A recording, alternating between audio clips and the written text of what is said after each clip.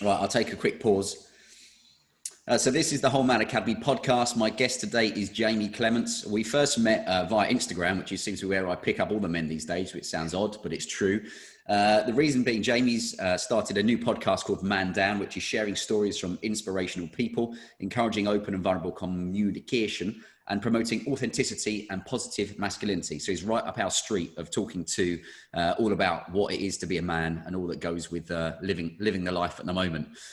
So Jamie, first of all, how are you and where are you, sir? I'm very well, thank you. Yeah, I'm really, really well. I am overlooking Spitalfields Market, so about as central as you could be when it comes to living in London, which has its perks, but also I'm craving the countryside more and more. I'm quite jealous of you up in the Cotswolds. So no, but all really well, thank you, mate. So well, that's a good point. I mean, we can, as we're recording this, today and in the news has come out saying that there's no more gatherings of six or over, which from the tidal wave of dissent on that, I can sense that most people aren't particularly happy with. So how was it for you? Were you in lockdown in London and at a single place there? So I had a bit of an interesting experience. I landed, I got the last flight out of Sri Lanka that was coming back to London and landed the day before we went into proper lockdown here. And so I was in London for a day and then I escaped down to my mum's place down in Surrey. And I was there for a couple of months and then came back up to London at the back end of May. And I've been here ever since, basically. So you're desperate to get away or get to some open space? Big time. I think I've found myself really more than ever craving nature. And I think it's a massive part of just general sort of well-being and feeling a little bit less sort of hypervigilance and anxious that comes with living in a big city. Yeah, a great example of that, a guy we were talking to who knows a lot about Wi-Fi, and to state the obvious, he said, if you go into any building in London, or I mean, my parents-in-law live in North London, and if you go to log on to Wi-Fi, you'll have, there's about 70 Wi-Fi codes that you could join. And he kind of said, if people think that isn't affecting you as much as anything else, but when you come out to the countryside and, you get hopefully clean air, apart from when they're spraying pesticides everywhere, but, clean air, fresh air, a bit of sunshine and a bit of nature around you, it can make a big difference. So does that mean that you've experienced that when you were younger and then you come to work in the city? So I'm born and raised down in Surrey, so it's not too far away from the city. My parents both live in relatively green parts of Surrey, so I think I was quite lucky to have enough outside space. I wasn't someone who was born and raised in London, so I've been living in London now for best part of 5 years. So it's getting on towards feeling like it's been long enough, especially with the last 6 months we've gone through. Especially with the winter coming up as well. Well, let's talk about the podcast. I mean, I could ask lots of deep and meaningful questions, but why the podcast? Why did you start it? Yeah, it's a really good question. The slightly shorter version, we were just having a laugh about how long we could talk about pretty much everything, but I don't know how short this short version is going to be, but we'll see. I'm here, I'm waiting. So I struggle with my own mental health issues to differing degrees and severities from the age of about 15 to 25. And about 2 years ago was probably the worst it's ever been. And actually that was a real trigger point for me to get more help than I'd been getting before. It kind of got to a point where actually it was affecting my day-to-day life quite significantly. So I was struggling really badly with panic attacks and anxiety as kind of the primary issues.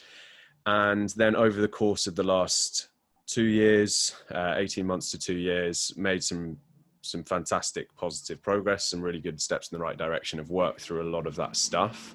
And having always had an interest in how the brain worked, how the mind worked, mental health in general, I then started to get a much better understanding of how my own mind worked, but also just a real passion for the topic. And then in May of last year, I very sadly lost a friend from school to suicide. And George. That was George. So someone I'd known for the best part of 15 years. And was complete, as with a lot of these stories, these tragic stories that we hear, complete shock to everyone.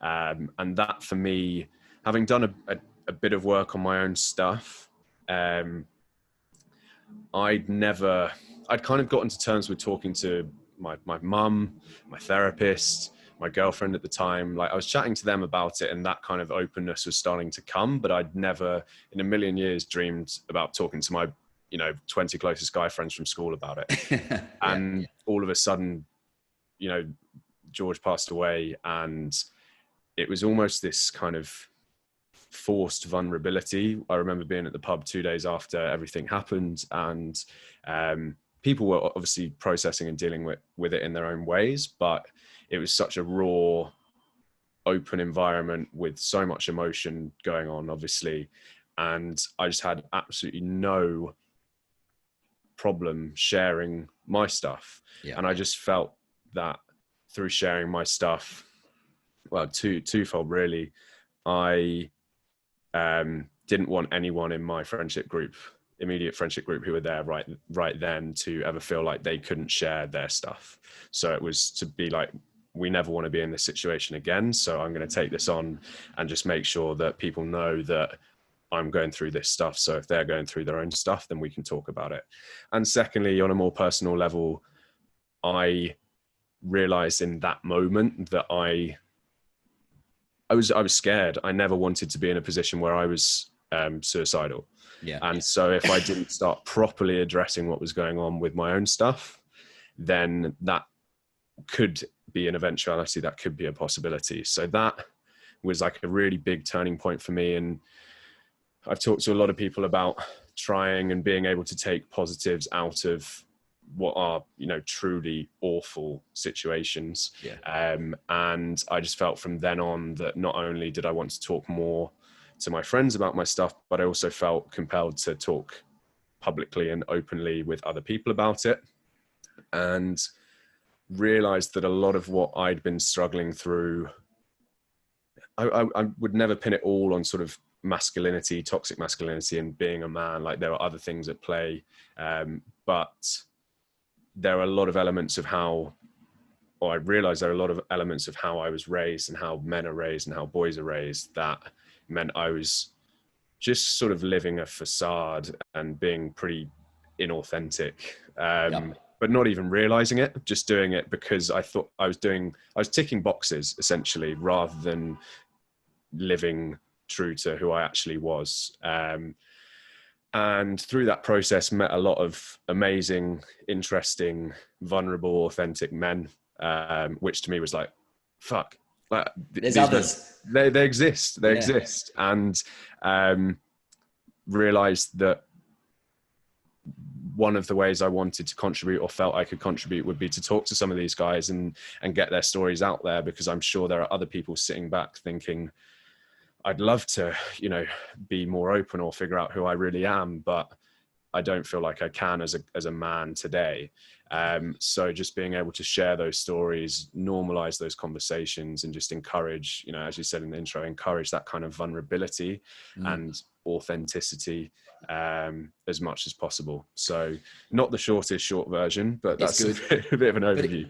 I'll tell you what, I mean, there's a lot to get into there. And I think that's one of the big problems, apart from the fact that I've got a cough, is the rise of, from the guys that I've spoken to, and, not everything we do with the Whole Man Academy, we spoke just before we record this, is about mental health necessarily. It's about sleep, it's about career, it's about performance, fitness, health, all the different things that go along with it. But the danger is when people maybe would hear you talk about that, I think it's trying to help them understand, we're not saying that guys every day should be, wailing on the street corner, telling everybody their woes. It's about saying, if you're feeling, pressure in life, please go and speak to someone, because otherwise it can build up where, the pressure builds up, and then an event happens where either for most people, it's drinking, or it's fighting, or it's abusing a partner. And I don't mean necessarily physically, but just being a bit of a twat to someone. And it's about saying, do you know what? I did it myself when I was in the city. If you'd have turned around to some of your colleagues and said, you know, I just feel so stressed today because, you know, we've lost this huge deal, or your friend who's your competitor has made loads more money than you, people will be like, shut the fuck up. But when you did actually speak to people about it, someone would say, yeah, I have those issues as well. So for you with your podcast, I mean, how many episodes are you up to now? 20 this Sunday. Yeah. Right. And I always think for you, and probably like myself, you're learning from the people as well as putting the content out there, which I think is one of the, you know, one of the important things that I've learned from, you know, all the big podcasts that I listen to. But here's the thing. We spoke again, just before we pressed record, about being authentic and on your podcast. And you mentioned about your dad giving you some podcast advice, which I've kind of had as well. So tell me, if you don't mind, a quick one about that. Yeah. So my dad and I have a good relationship. We've never really spoken at length about my mental health struggles. But he messaged me pretty out of the blue on Saturday saying that he'd finally gotten around to listening to an episode, and that his first comment was that I swear too much. But other than that, the feedback was pretty good, but I just found it pretty funny to get that. Yeah, it's a very parental response, but yeah, we were having a laugh about that. It's I said it makes me laugh because, you know, my dad, who I love dearly and we have a great relationship, but he said the same. And my answer to anybody that says about it is, no, I swear in life. So if I'm going to do podcasts and filter what I say, then that's not being particularly authentic. But I just wonder for you, what's the feedback been like? Because I see you've interviewed people like Martin. Who's the other guy you interviewed? Marvin. Who's the other guy? I'm trying to think. But, you know, a good mixture of guys. And what's the feedback been for you on kind of, you know, interviewing the guys and putting the content out there? It's been amazing. I think when I started it was and, you know, still to a certain extent to this day, it's, you know, it's a passion project. It's a thing I really wanted to do personally. And if it could benefit people, then brilliant. If it can benefit one person, that's a win for me. And I launched it, and it just took off more than I could have imagined. You know, I'm no Joe Rogan yet, but it really, the feedback was incredible. And, you know, within the first couple of weeks, I launched 3 episodes right at the beginning. And yeah, the messages from people I haven't spoken to for years, guys that I know by proxy, it's just, yeah, it's been brilliant. I think you're right. Like, the range of people that I've been able to speak to, I'm so grateful for. Yeah. And the lovely thing about this community is that every single person I've spoken to has introduced me to another person to speak to. Like, I don't know if you know Johnny Benjamin. No. So Johnny's a incredible guy as a first and foremost, but also really prominent mental health campaigner, and he is one of the busiest people I know. And 2 days after we recorded, he sent me a list of 11 names, phone numbers and email addresses of people that he thought I should speak to for the podcast. And fantastic. That is just incredible. But one thing I think probably worth touching on with, and it's something we touched on just before we came on as well, was that male engagement with mental health and well-being and that wider sphere of sort of well-being is traditionally pretty poor. Yeah. And so I've tried to keep a really close eye on the gender split of my listenership. And for I reckon the first 2 months, it was probably 65% female. Wow. Yeah. And as a podcast that I was, you know, I want everyone to listen to it because I think the messages and the value for both genders, all genders, are really important. But, you know, for me, it was about reaching men and getting them to hear these conversations. And we're now finally at I think last time I checked, we're 52% men. So we've just tipped that balance. But interestingly enough, when I publish stuff on Instagram, when I create content around the episodes, the messages and the comments and the sort of interaction with that content tends to be female. Yeah. Which doesn't bother me too much because I know what the listenership stats are. But I do think there's a little bit of a case of maybe guys are interacting and engaging with this on their own time, in their own space, which I think is actually a really healthy way of processing that as a first step. Yeah. But I would love more guys to be engaging openly and proactively and loudly with some of this content. It certainly takes time. I know, you know, analytics are great because at least you can really drill down. I think 27% of our listeners are female. So, and it's always been around that. It kind of started off as 20 and has gone up to 27%. But, you know, I don't know what I am or I'm not doing I wouldn't know what to do either way to push the balance if you wanted to. I don't really care who listens to it. But yeah, it's funny that, you know, a lot of the women who are listening, it's because, to state the obvious, they've got a man in their life or men in their lives who they want to understand more. And I always say good luck with that, because most of us don't understand ourselves, let alone anything else.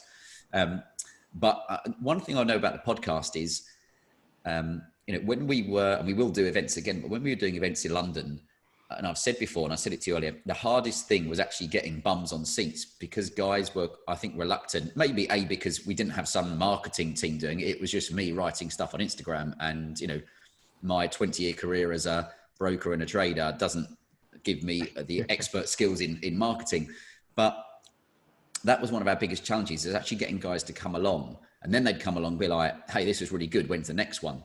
But at least with the podcast, they can consume it in their own time. You know, it doesn't matter if they're on the train, on the toilet, in bed, flying, whatever.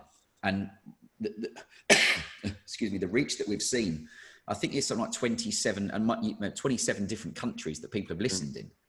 So, you know, launching the podcast was always the plan. It took a while, because, you know, these things you can't just necessarily do overnight and get them right. But that's the great thing, is you can have someone in South Africa who is listening to it, you know, whilst they're, I know, on the way to work, that might take one, let's call it golden nugget, out of what you're talking about. And if that helps them, you're like, that's a win. And let me tell you also, I looked up, I knew we'd touch on the exciting subject of suicide, which is always a good family favorite.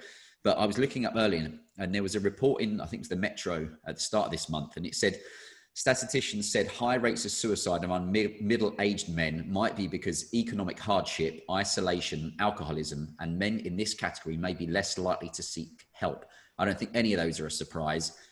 My question at the moment, my worry, I should say, with what's happening in the world, but let's talk about the guys in the UK, is you're going to see a tidal wave of unemployment coming soon. And I'd like to cast a really positive, light on this, but unfortunately, let's not sugarcoat things. And you're talking, when furlough ends, the difference between a professional man who's never been unemployed, but now is ending furlough and might face economic hardship, and the isolation of, to state the obvious, people have been in their houses working from home. Now that might have some benefits, like you don't have to commute, but I don't know about you, but I enjoy getting around a big group of guys and talking a load of bollocks. So those are two of the big things: the economic hardship, which I can see coming, and isolation, which I can see coming again, that I think have a big effect. So how about yourself? What's your thoughts on kind of those 2 points? Yeah, it's interesting as well with the stats that came out the other day that are based on the latest suicide figures for England and Wales, which is that suicide figures, but specifically male suicide figures, are at a 20-year high, which I chatted to a lot of people about this, and we're all like, a lot of people in this space, and everyone's just like, what the fuck do we do now? Because the conversations are happening. Yeah. Or maybe we're in this weird echo chamber where we think the conversations are happening, but it feels like the conversations moved on a lot. And I was talking to it was the last episode of the podcast, guy called Josh Connolly, who's resilience coach and all-round sort of guru on this stuff. And I think there's a few different things at play. I think for a lot of us, this period and things like work and friends and sort of surface level things that we identify with, the things that make up our identity, you know, if we play football or if we go down the pub with our mates, all of these little bits and pieces that make up the ego, sort of the ego level of the mind, have been taken away. And that's why I think people have struggled in the first place. And I do think that's why a lot of people, but men specifically, get themselves into trouble, because that's what they formed their identity out of. And as soon as that's stripped away, they're confronted by their other thoughts, darker thoughts, their who they actually are. And if you've spent, kind of in the way that I described, spent your life, you know, maybe longer than the 10 years that I did, ticking boxes against what you think you should be doing, you're sort of left in this middle ground of nothingness, where you don't know what you are, but you also don't know how to express your emotions because you've never been taught how to do that. So you're sort of this, I always talk about the gray man. You just get left in this sort of middle ground of non-feeling and numbness. And I think the other side of it as well is that a lot of men won't identify as having a mental health problem. And so if you find yourself feeling isolated or feeling low, and you know you've lost your job, and all of these things are adding up, you just think that you just end up thinking, if you don't have kind of that level of self-awareness, that you are a failure as a man. And it's these notions of traditional masculinity around, you know, providing for the family, being a good father, caring for your children, being a good husband, being strong, being stoic. And as soon as you're not doing that, you feel like suddenly a waste of space. Yeah. And What am I? Yeah, what am I if I'm not these things? Well, actually, you're a person in your own right, and you're not just those things. So I think that's where people are getting into trouble, because not only do they sort of lose their identity when they lose these things, but they also are just normal guys, and they see these stats around, you know, 1 in 4 people struggling with mental health issues, and think, oh, but that's not me, I'm just having a tough month. And then it just compounds and compounds and compounds until they feel like they've got nothing left to live for, and it feels like the only option, which obviously it isn't. So it's, as you said, these are particularly tough times. Like the stats have obviously shown year on year, like things are not getting better on the suicide stats. But these times are going to be particularly testing. So I think there's a lot of work to be done and more conversations to be had about how we can get men to get rid of this concept of stoicism as a strength, and sort of that unwavering lack of vulnerability that seems to be a real problem.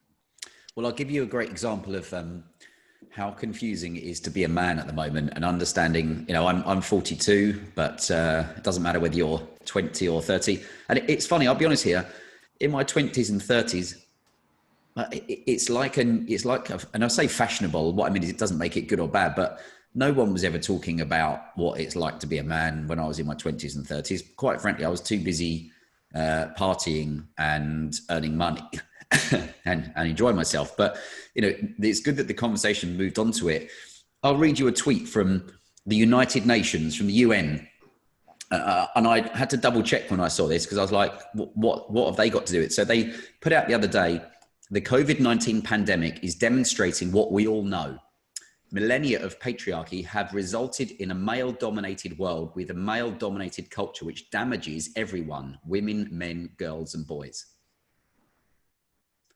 I was like, wow. That's the UN. Yeah. Interesting. And it's interesting when you listen to the language, because they don't say, or if you listen to it, they say the COVID-19 pandemic is demonstrating what we all know. So they're not suggesting it. They're telling you it's a fact because you know it already, but we're going to tell you. And I was like, so resulted in a male-dominated world with male-dominated culture, which damages everyone. I mean, so, and okay, interesting. And I just thought it was amazing how, you know, a guy, especially a young guy that's making his way in the world, reads that at the moment. And you're like, so whether he likes it or not, he's been labeled as he's damaging everyone: women, men, girls, and boys. You're like, double thumbs up. Cheers for that one. Yeah, I think it's extremely poorly worded. I wouldn't say I fundamentally disagree with the sentiment. I just think it's so badly put. I think, I've chatted to a bunch of people about, I guess, this misunderstanding of gender and, for want of a better word, like energy. And the fact, I had a really interesting conversation with a guy called Harry Liddell, who's a genius, about masculine and feminine energy, and how it's something we all have we all have that, and we swing between them, and we express different levels of each depending on, you know, past trauma and life experiences and all of this stuff. And yeah, that statement there, I think, perfectly exemplifies the misunderstanding, and the fact it's saying it's a male problem. Like, you as a gender are the problem, not this idea and masculine, sort of toxically masculine patriarchal stereotype that we actually are starting to understand is really damaging to men, because so many men are taking their own lives and so many men are struggling. But yeah, I think you have to be so careful with statements like that, because as you rightly said, as a young guy who's battling with his identity or battling his own mental health issues, you just start to feel like you're the problem. And you already feel like you're the problem. So if you're then being told by the fucking UN that you're definitely the problem, then it's official. Yeah, it's official. Like, what am I going to do about it? I can't change it because I am a man. They're saying this is the only version of men that men can be, and you're all screwing us over. So I think, I thought it was really helpful. I might be talking about this in the weekly e-letter on Friday.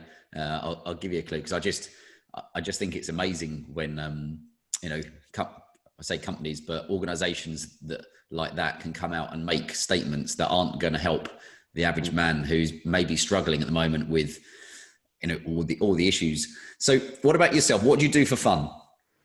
What do I do for fun? Talk about my emotions.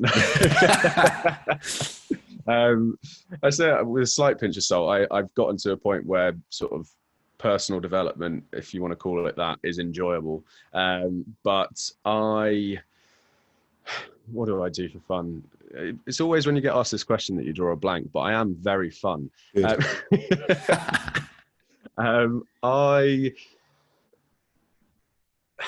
guess probably the best way to explain what I do for fun is that as I described, had that 10-year period of severe anxiety and depression, and didn't really have an identity and didn't really have any energy. And then about 18 months ago, sort of found a new lease of life and a new understanding of what I liked and what I was passionate about. And so the last couple of years have been quite interesting in terms of actually figuring out what I do for fun. So a lot of, you know, what I do now, I work full time, but then I have a business that I run with a couple of friends on the side, which is very much a commercial project, but is a lot of fun. And then I'm also training to be a breathwork coach. So that for me is, again, like a real passion project and something that's really helped me with my own mental health. And it's something that I now feel like I want to share with other people. So a lot of kind of that stuff might not be what other people consider fun, but for me, that is passion for me. So you've got to find, I was going to say, you've got to find your thing. And I had a good conversation with someone today whose husband works really long hours, but she said he loves his job. And I said that's one of the most important things, because if you're working long hours on something you love, it's not really work. But if you're in a job that you can't stand, you know, if you're doing it because understandably you've got mouths to feed, or, you know, you've got to put you know, money in the bank, that's great. But hopefully you'll have a plan of something else you're going to do. But you said the word kind of passion there. Often you get asked is, you know, how do I follow my passion? I don't know what it is. And you're like, well, most people know what it is, but they just don't know how to monetize it. If that's that weren't to do. So how about yourself with, you know, with the different kind of career paths with breath work? What led you into that? Why is that important to you? So I fell into it pretty much by accident. I was a member at a gym, which is another thing that I do for fun. Sport and exercise is a massive one for me, always has been. So I was a member at a sort of gym / fitness studio when I used to live in Fulham, and became quite pally with the guy who ran it and the head trainer. And he said, "Oh, you're coming to this class on Wednesday morning. Why don't you stay for the one after? It's breathwork." I was like, nah, don't even know what it is. Like, I've got a job. See you later. And then I had a free morning one morning. I was like, oh, I'll stay and check it out. And it's a guy called Richie Bostock, who the breath guy on Instagram. He's kind of a bit of a an icon in this space. And yeah, it was just, I'd been getting into mindfulness and meditation and trying to sort of dip my toe in that world for quite a while, and just hadn't found anything that stuck for me. And all of a sudden there I was actually doing something myself, like actively breathing in a certain way, and it was creating all of this stuff that was going on. And I was like, okay, I can buy into this. And then carried on doing it and doing it and doing it, and then ended up at a men's event in November, right at the start of November last year. And it was a combination of like Wim Hof ice baths and breathing and chanting. Brilliant. And then a guy called Ben Bidwell, the Naked Professor, he did a talk, amazing talk about his own story and masculinity and vulnerability and all of the stuff that we've kind of touched on. And then we finished with I think it was an hour and a half of breath work with Richie. And I think it's something to do with that day and the way it was set up and the energy that was created, and the fact it was 120 guys in one space sharing a lot of quite intimate stuff. Yeah. But I just had the most intense, sort of profound, deep breathwork session. You know, there were tears. I said to Richie the day after, you know, I felt joy, like genuine joy, genuine bliss that I'd never felt before. So how did you, for the guys that won't know what that's like, and I do, because I've been part of some of these things, but how can you describe, when you say there was tears, how can you describe the feeling of where you got to that stage where you're like, holy shit, like there's tears rolling down my cheeks? Yeah, I guess, you know, having now done a lot of my own learning around breath work, there's a few things at play, but essentially quite a big part of it, having come to it as a skeptic, sort of the science and the right brain stuff was quite important to me, rather than the spirituality elements, which are equally as important. But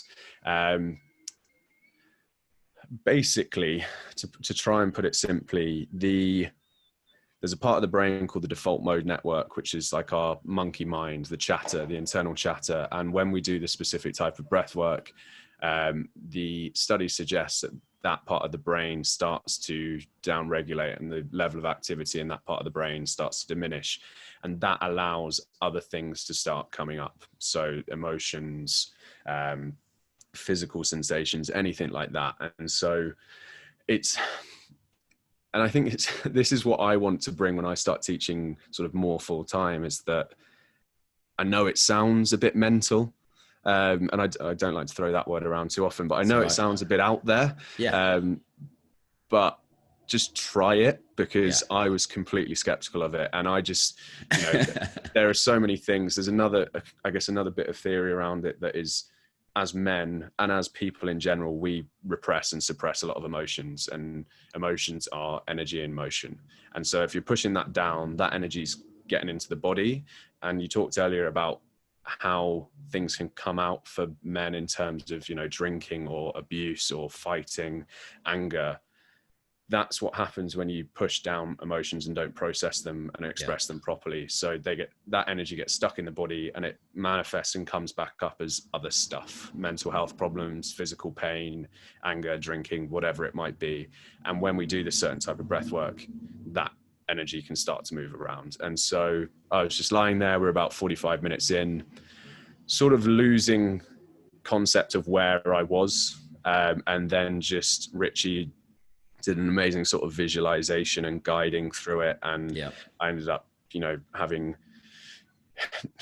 hallucinations is definitely the wrong word, but sort of images of my mum, my sister, and all of these different things. And it just created the whole environment was very emotional and very open anyway.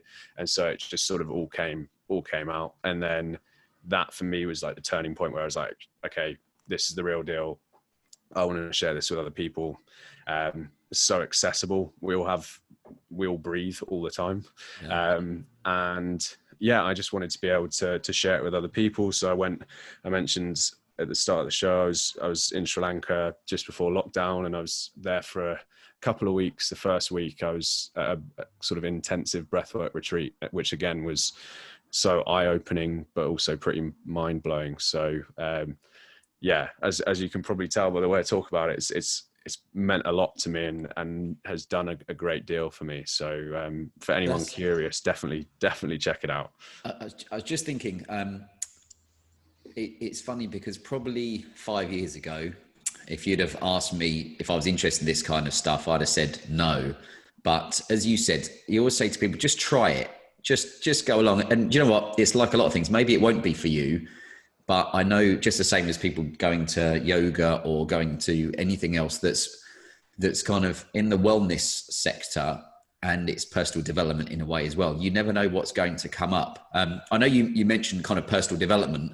Have you gone into personal development recently? And if so, who do you kind of follow? And really good question. I'd say it's been sort of brewing over the last 2 to 3 years. Yeah.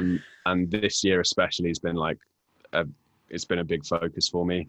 I started, like, the first person I came across was Tim Ferriss, and I read Tribe of Mentors and Tools of Titans back to back. They're massive books. I read them back to back in a couple of weeks, and that for me, it was the first time I'd felt sort of inspired, or really inspired, by other people. Yeah. And yeah, then from then, and more recently, it's just that for me, I guess we talk about Instagram quite a bit, but I've definitely changed my feed and like flipped my feed to be very much like personal development, inspirational, educational. Excellent. Which has been, you know, as someone who's on their phone too much, I'm quite open about that. I'd rather I was injecting goodness into my eyeballs than Crap. than kind of crap, crap or shoes or whatever. God, there's almost too many. I think Ben Bidwell, who I mentioned, the Naked Professor, has always, ever since that event, kind of been someone that I've been, you know, grateful enough and lucky enough to have a few personal conversations with him. And there's a lot. He's a bit older than I am. Hope he doesn't mind me saying that. But how old are you, Jamie? I'm 26. Still a pup. Still a pup. And so I saw a lot of myself in him. And yeah, just able to learn so much from him. I mentioned Richie Bostock as well, the breath guy. He's not only an amazing breath teacher, but also just a really wise individual. And then more recently, Josh Connolly as well. As far as, I guess, just he says it how it is, and he doesn't really care what people think, but more often than not, he just nails it.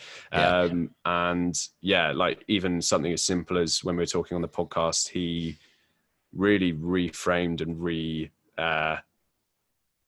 redefined resilience as a term for me, and sort of called it out as this new way of telling people to toughen up and push their emotions down, like just be resilient. And it actually sounds really positive, like resilience carries quite a lot of positivity with it, but it's actually turned into a bit of a sort of Pollyannish toxic positivity that's getting pushed a lot.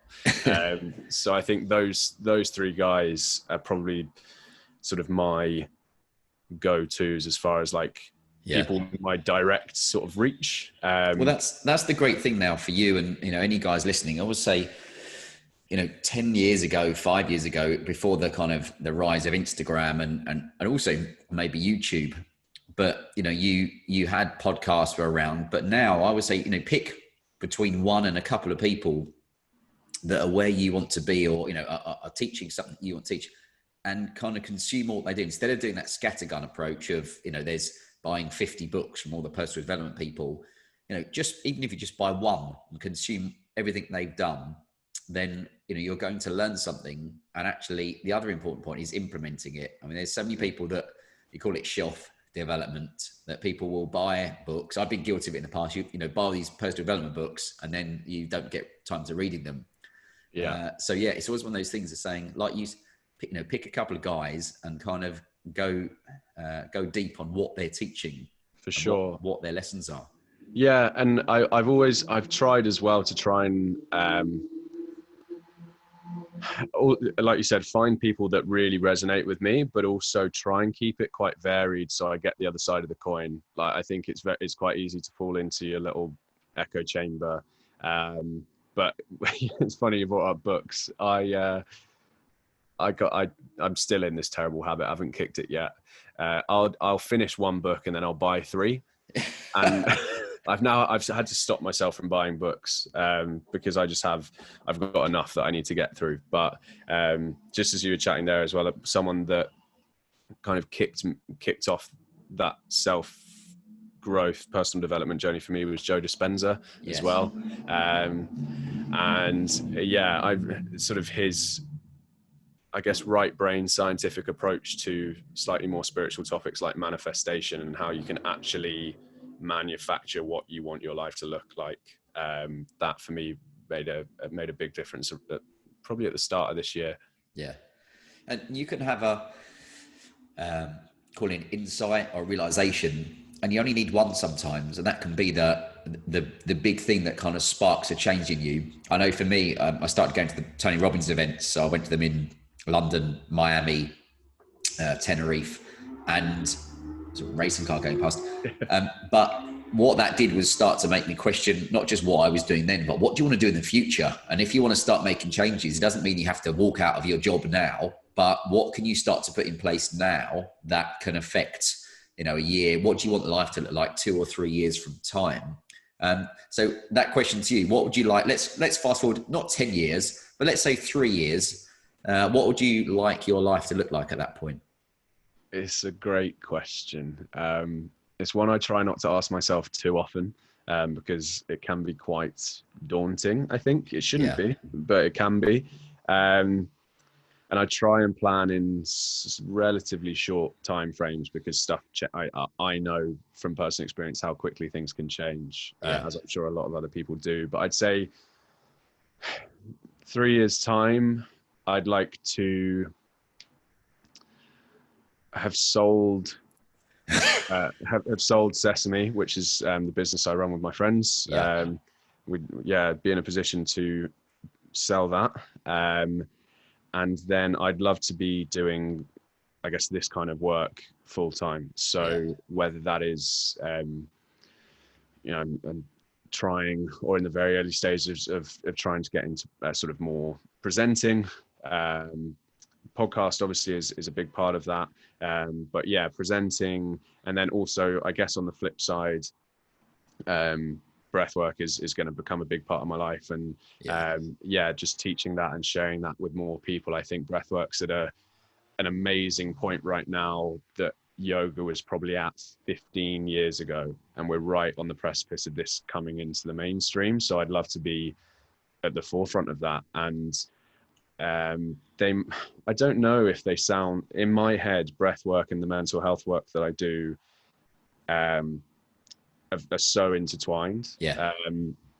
And for me, I talk a lot about sort of this need for a holistic approach to mental health, and the conversations around mental health and how we treat them and how we understand them need a more holistic approach that include things like medication and therapy and CBT when required, but also look at how we can change our lives, change our environments to work through that.